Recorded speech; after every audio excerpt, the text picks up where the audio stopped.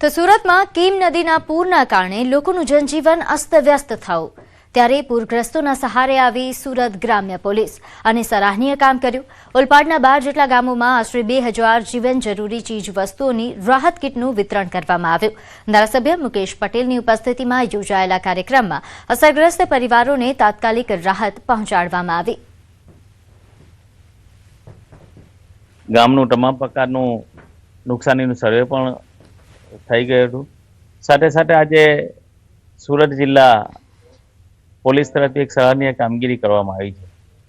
જેટલા લગભગ 2000 જેટલા જે પરિવારો છે એ 2000 જેટલા પરિવારોને અનાજની કીટ, એમાં લોટ, તેલ, ચોખા, આમ તમામ પ્રકારની સામગ્રીઓ આપીને એક સરાહનીય કામગીરી કરી છે। એટલે પોલીસ પણ આવા પૂર પીડિત લોકોના સહારે આવી છે, ત્યારે પોલીસને પણ અભિનંદન આપું છું।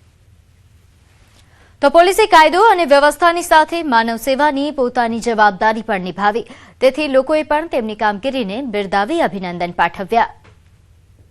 સુરત જિલ્લા પોલીસ દ્વારા ઓલપાડના ધારાસભ્ય શ્રી અને માજી મંત્રી શ્રી મુકેશ પટેલ સાહેબ છે, એમની સાથે જે કીમ વિસ્તાર અને ઓલપાડ વિસ્તારના જે કીમ ખાડીના વિસ્તારના જે અસરગ્રસ્ત ગામો હતા અને જ્યાં જ્યાં કીટની જરૂર હતી ત્યાં પોલીસ દ્વારા તેઓને ગ્રોસરી જેવી કે ચોખા, ખાંડ, ઘઉં, લોટ, મરચું, મીઠું, તમામ જીવન જરૂરિયાતની ચીજ વસ્તુઓ છે એ પ્રોવાઈડ કરવામાં આવેલી છે। આપણે એનડીઆરએફની ટીમને પણ વાકેફ કરી અમારા આવા જે ગામડા હતા એ ગામડામાં ફૂડ પેકેટ પહોંચ્યા અને આજે જે આ કીટનું વિતરણ થઈ રહ્યું છે સાહેબ, તો આજે પોલીસની એક સરાહના કહેવાય કે આજે પોલીસ તંત્ર આજે આટલી સહાનુભૂતિ, સહનશીલતા એ વાપરી આજે જે ગરીબો લોકોના આંસુ લૂછવા માટે પોતે આવી ગયા છે, એ બદલ એમને પણ હું ખૂબ ખૂબ અભિનંદન આપું છું। અને અમારા ધારાસભ્ય એટલા સક્રિય છે કે કાયમ માટે આવી રીતે કંઈ પણ બીના બને તો તરત નાવડી અથવા એનડીઆરએફની સંપર્ક કરી આ પૂરગ્રસ્ત ગામડાના મુલાકાત લે છે।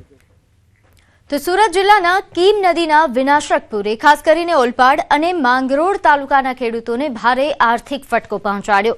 રણકપોર સહિત અનેક ગામોમાં ઉભેલા શાકભાજી અને શેરડીના પાક, મંડપો અને ખેતીની જમીન બરબાદ થઈ ગઈ। ખેતરોમાં કાદવ અને રેતી અને પ્લાસ્ટિકના થર જામી જતા આગામી પાક પણ જોખમમાં મુકાયા છે। કીમ નદીના પૂરે માત્ર પાક જ નહીં પરંતુ ખેતીની જમીન પર પણ ભારે અસર પહોંચાડી છે। ફળદ્રુપ જમીન પર કાદવ અને રેતીના થર જામી ગયા છે। સાથે સાથે મોટા પ્રમાણમાં કચરારૂપી પ્લાસ્ટિક પણ ખેતરોમાં જોવા મળી રહ્યું છે। હવે ખેડૂતોને ફરીથી જમીન ખેતીલાયક બનાવવા માટે ભારે જહેમત અને વધારાનો ખર્ચ કરવો પડશે। અસરગ્રસ્ત ખેડૂતો સ્થળ પર જ સર્વે કરીને વાસ્તવિક નુકસાનના આધારે પૂરતું વળતર અને તાત્કાલિક સહાયની માંગ કરી રહ્યા છે। ખેડૂતો માનો કે ખેતીમાં શાકભાજી છે, શેરડી છે, મુખ્યત્વે પાકમાં હાવ નિષ્ફળ ગઈ છે, કારણ કે શેરડી મૂળ સાથે ઉખાડીને નાખી દીધી છે, ખેતરો હાવ સાફ કરી નાખ્યા, શાકભાજી હાવ નિષ્ફળ થયું। હાલ આમને ખાવા માટે પણ 2 ટંકનું મળવું મુશ્કેલ છે। કીમ નદી તો પુષ્કળ પાણી આવ્યું, પણ તેની સાથે કીમ નદીમાં સમાવેશ થતી ટોકડી ખાડી અને ભૂખી ખાડી, એમાં પણ એટલું પાણી આવવાને કારણે છે ને કાંઠાના વિસ્તારમાં આ કીમ નદીએ વિનાશ મેળવ્યો છે, એમ કહેતા પણ ખોટું નથી। ગ્રામ્ય કક્ષાએ પણ નુકસાન થયું છે, એનાથી વધારે નુકસાન આ ખેતીમાં થયું છે। ને અત્યારે અમારો પાક ઉભેલો હતો માંડવાનો, પડવાનો માંડવાનો, એ એકદમ પરિપૂર્ણ નાશ થઈ ગયો છે।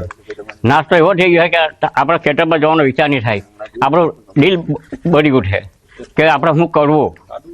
એ હિસાબે અમને તો એકદમ નાસીપાત છે ખેતીમાં।